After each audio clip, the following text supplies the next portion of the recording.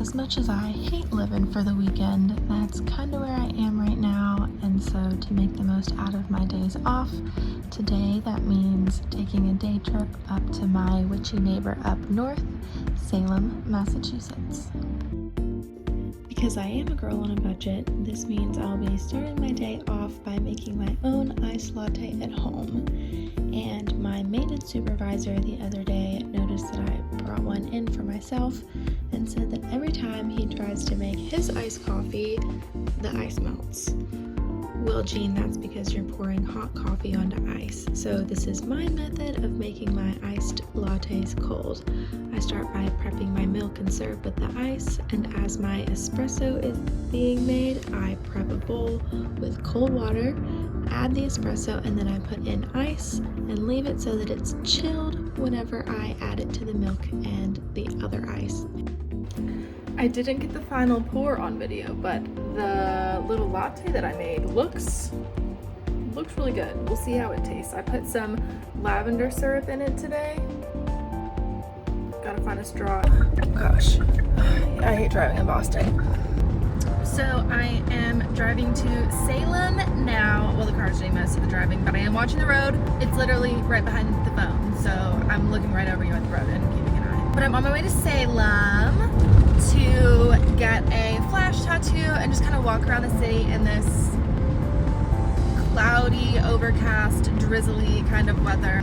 It's Memorial Day weekend and the weather's just not that nice, so it's not like I'm gonna be going to a beach or something.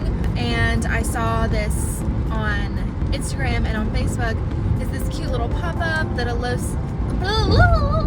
local Boston perfumery at a tattoo shop, and a few of the artists there are doing like a flash event, and all of the pieces they're like little $100 to $300 tattoos, and I just thought that this would be fun. It would be like a cute little thing to vlog, so I'm doing it, I guess.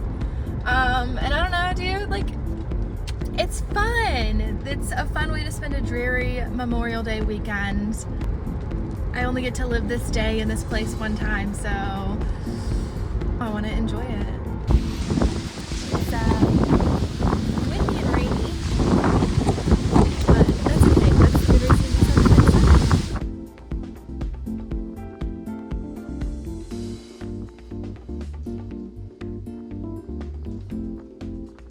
My first stop in Salem is Acorn Tattoo, which is in this really cool old building with the plant witch and a print shop as well. So I went on in, made my way up to check out the tattoo studio, and I got my name put down on a list. I was originally going to get a worm, but so many people were getting the worm, so I decided to get a snail. And then I went over to check out the perfume pop-up with Sarah, and oh my goodness, I definitely love an interesting, unique, niche perfume. And she had several different brands, but one stood out to me specifically, and that was the Cirrus line. They had so many fruity and floral and just naturey flavors. Sarah also told me that the tattoos that were made for the flash were based off of some different scents, which is an interesting aspect to all of this.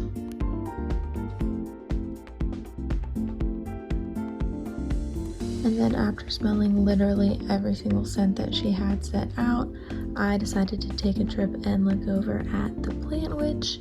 They had lots of books, they had tarot cards, they had crystals, and of course they had these really interesting little plants that were in like a terrarium type thing, but their roots were in this gel, and you don't have to water it, you don't have to do anything. It gets all of the nutrients that it needs from that gel, and it just likes indirect sunlight with that.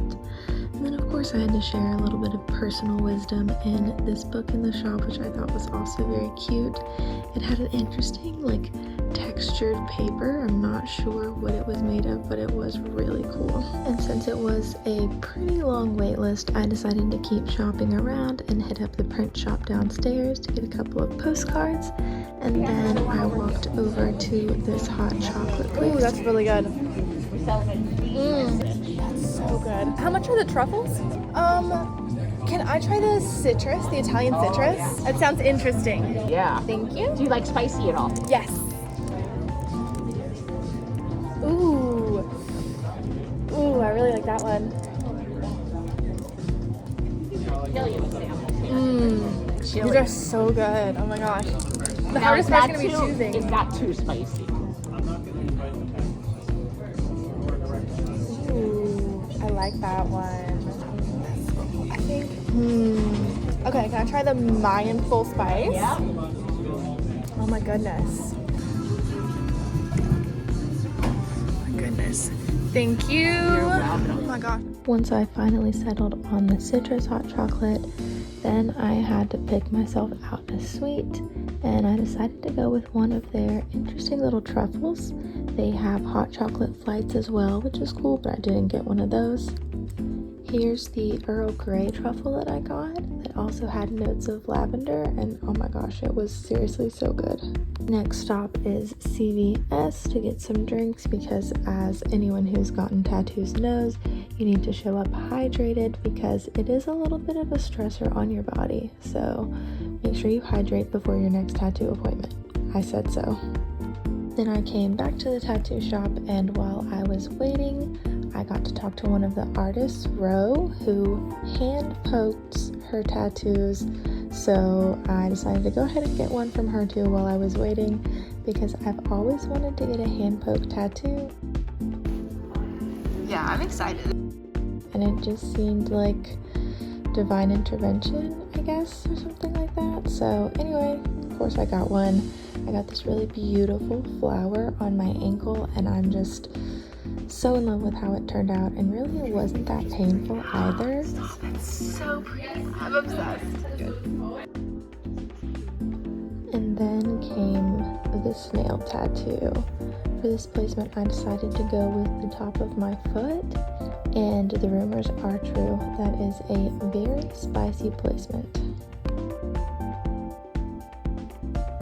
And then after the appropriate 3 days of healing, it was time to take off the second skin or Sanoderm, which I personally love for my tattoos that I've gotten. I feel like it's made the healing process so easy, and you just need to get some warm water over it, and that helps remove the adhesive. That way you can take it off pretty easily.